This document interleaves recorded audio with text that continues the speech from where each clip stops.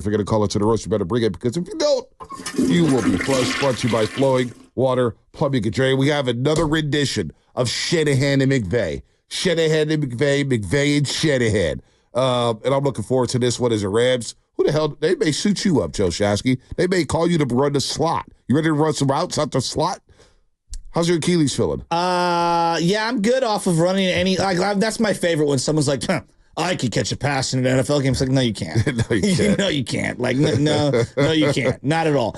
No, I'm not ready to run a route, even though I played a little ball last night. What I will say, though, is I read some interesting articles this morning. Some very interesting articles this morning regarding offense, quarterbacks, the Shanahan effect.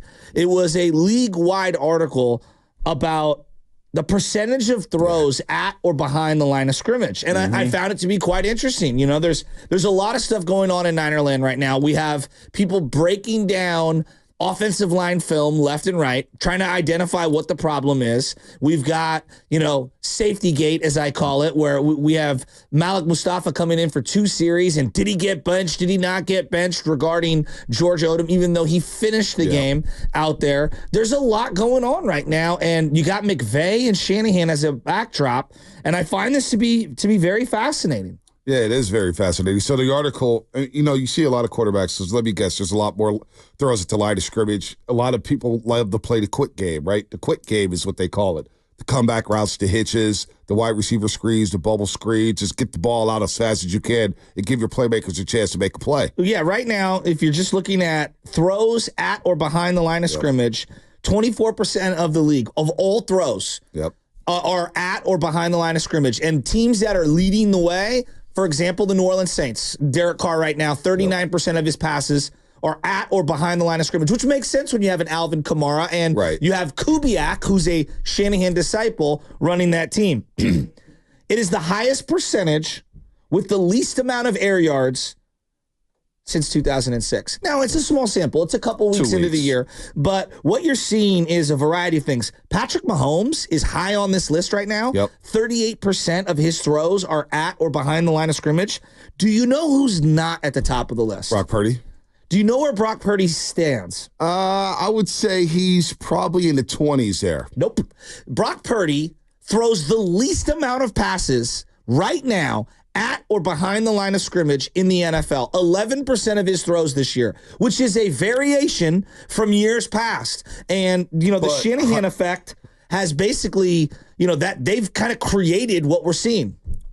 How many of those throws are between 1 and 5 yards? How many of those throws are between 5 and 10 yards? Basically. Because last year, Brock Purdy did lead the league in yards per attempt. Brandon Ayuk was second in the league in yards per catch. This is this year. Right. I know. I understand that. But I'm saying this is just a continuation of what happened last year, where Brock Purdy was second in the league in yards per attempt. Well, last year you looked at a guy who just balanced it out a little more, and I think there's a CMC conversation, there's an offensive line conversation, there's a Deebo Samuel conversation. So, for example... But he was second in yards per attempt last year, right? No doubt, Correct. But his yards per attempt are down this year, even though his throws at the line of scrimmage are almost non-existent. It's crazy. Like he's holding on to the ball longer. They're trying to get routes more down the field. No, and he's not checking it down. No. He doesn't check his check downs. No, and they're not running plays for him at the line of scrimmage. And I mean, we've seen a couple jet sweeps with Deebo or whatnot. I mean, not jet sweeps, bubble screens, but he's not checking it down to Jordan Mason. That was the big takeaway I had from the Minnesota game. He was so confused out there at Shanahan and Purdy that with the blitzers coming and the free rushers coming or whatnot, and a few times he tried to get the ball out quick and he got a batted at the line of scrimmage. Jordan Mason, again, I go back to 49er Frankie. Shout out to 49er Frankie, Guru's boy from Union City. Goes, check out the first third down. And I didn't make it the third down because I was stuck on second down saying, boy, you had Jordan Mason out there in the left flat. You had a blocker right in front of him. Maybe you get 10 yards right there. Then on third down, you force fit it to Deebo Samuel, and you don't check it down to Jordan Mason. So that's interesting to me. Last year, his yards per attempt, second in the league. But his yards per attempt this year are down, even though he leads the league in yards per attempt. So what it's telling me is that the defenses are just ahead of the offenses. And right now, a lot of offenses don't have a lot of trust in their offensive lines, and they're just trying to get the ball out quick as possible, give their playmakers a chance to play. Because right now, what do they say about the NFL? There's so much space to play with these days, with all the spread formations and all the motions and the pre-snap motions and all the pre-snap reads, that you're getting the ball out so damn fast. And that's kind of the college game. The college game has been like that for a while, where you get some teams who like to stretch the field out, but you get a lot of teams that just wants to get the ball out quick and just, hey, go make a play, go get me 7, go get me 8. You know, it's no doubt about it that weak offensive lines are a huge part of this, right? But how do you quantify that? You just look at the drafts and look at how many defensive linemen are taken in the first round versus how many offensive linemen. And people are reaching for offensive linemen, but if you just look at the hit rate right now, look around the league. Every team has a really good pass rusher. Some teams have 2, you know? And so the other element of this, B, is, and I find this to be odd, pressure rates in the NFL are lower, but sacks are way up. So guys are holding onto the ball in certain scenarios, and when you hold onto the ball to allow a route to go down, well, they're going to get you, right? They're going to get you. So they're negating the pressure by getting rid of it quickly on a lot of scheme-specific throws. But then when they hold the ball, defenses have never been better at actually sacking you, right? So there's a lot going on here. But it's not so much about the quarterbacks, and I want to loop this into the 49ers defense and just their strategy. Everyone in the league tried to go single high safety, Seattle defense, okay? Cover 3 scheme. They tried to go Seattle defense. Now, we know that the 49ers have basically ran that exclusively the last couple of years.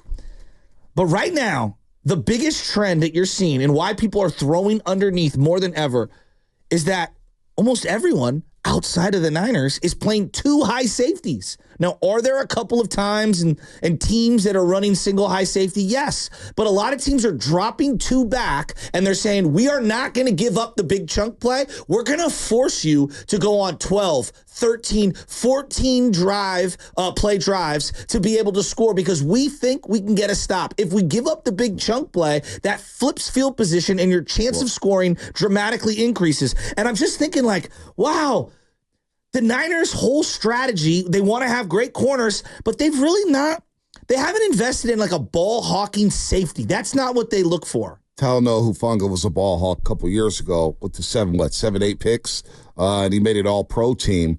So he had a nose for the football, although they didn't invest heavily into the safety position because of his draft status. But, you know, you re-signed Jimmy Ward. I know they moved him to nickel in his last season, but he was a damn good safety for the 49ers.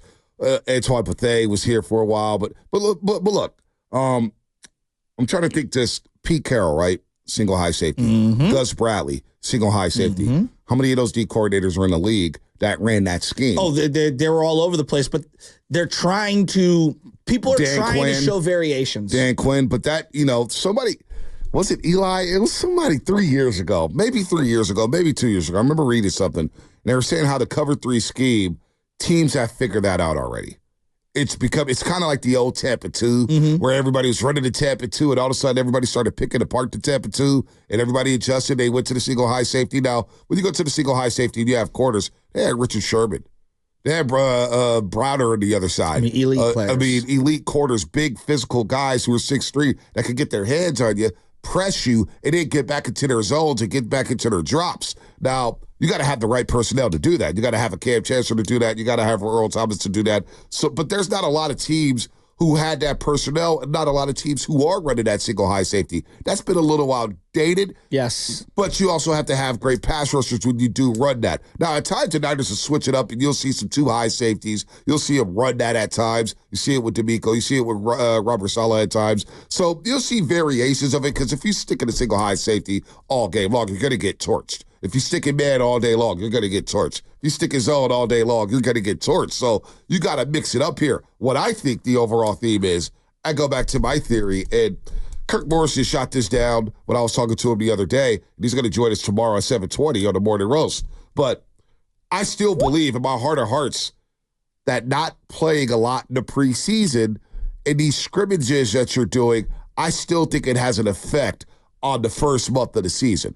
And I think moving forward here over the next couple of weeks, you'll start to see some teams start to open up and get the ball down the field because you can't live throwing the ball at the line of scrimmage all day long. You're going to have to take some shots. Yeah, no, I think there's a lot of things going on all at once. And your point about like how the league shifts and changes and all that, so true. Like you're just going to see it's always cyclical. I just look at the Niners and their philosophy, and they love the box safeties, meaning guys that are going to kind of help in the support of the run game. And like Talanoa and Tig are very similar in that sense.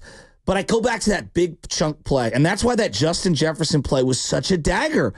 Chunk plays are hard to come by. That was my big thing. Chunk plays are hard to come by. And when you give one up in a game, it is the difference nowadays because it's so hard to blow off a 30, 40, 50-yard type of a touchdown. I mean, think about week 1 for the Dolphins when they're getting bottled up, and boom, Tyreek Hill, 80-yard touchdown. Those are daggers. And conversely, it feels like the Niners offensively haven't had a lot of those explosive type plays. Having Talanoa Hufanga back, who's expected to play on Sunday, and that's huge news. I think it's big. Huge news. Also heard that once Dre Greenlaw's eligible to return from injured reserve, there's a chance he may step right up and be into the lineup. Like he's ahead of schedule here with his progress. But I look at Talanoa Hufanga, who got hurt, torn his ACL November the 19th against Tampa Bay in that tough game against Baker Mayfield a couple of days, won at 27-14. Early in the process without Hufanga, you could notice the deficiencies in the run game in terms of run defense. But in the playoffs, it reared its ugly head with Aaron Jones and the Green Bay Packers, David Montgomery, Jahmyr Gibbs, Jameson Williams, the Detroit Lions. And at times, in the Super Bowl, they shut down the run for the most part. But, Mahomes got his quarterback keepers on it. He has some big plays scrambling there. But they missed Hufanga in the run game. Big time. And Minnesota had their way in the run game this past Sunday with Ty Chandler, Aaron Jones a little bit. Darnold had a big scramble before halftime. So getting Hufanga back, who has a knack. Yeah, he'll miss a tackle here and there. He may get beat on some coverage, but he has a knack to make the it play from the secondary. And that's what they're missing at the safety spot right now. They need a guy who can make that it play. It could be a factor. You know what? Hufanga's got the nose for the ball. I'm excited to see how he moves around out there. I think this is a soft landing spot against the LA Rams, who's got Cooper Kupp and Puka Nacua out for this week, and they're going to be out for a few weeks here. Nacua's going to be out longer. We'll see about Cooper Kupp. He's not on IR yet. But having Hufanga back and having that nose for the football, that's going to be a problem. That's going to be good. And I think this too, the speed at the safety position. They need a little more athleticism for the free safety spot. I completely agree. Safety spending from year to year was down $100 million in the NFL. Yeah, I don't like that. And if you look at defensive line spending, it's up, right? And so never has it been harder to get a good contract relative to the league as a safety, and never has it been easier relative to the league as a defensive lineman to be overpaid. The 49ers defensive line, 23 pressures through 2 games. Now, I told you, pressures are just down in general, but the Niners are in the bottom third of the league in terms of pressures. So I do think, as the same talking points from last year, the connectivity from the back end of the defense and the front end and how they're helping each other and complementing each other, they're a tick off right now. And it's only 2 games. Let's see. Like, if we have pass rush problems against this offensive line of the Rams, against this team that's playing a bunch of people who would be in street clothes otherwise. They got 4 different linemen who would be of their top 6 that are probably not going to play. You got to get to the quarterback here. So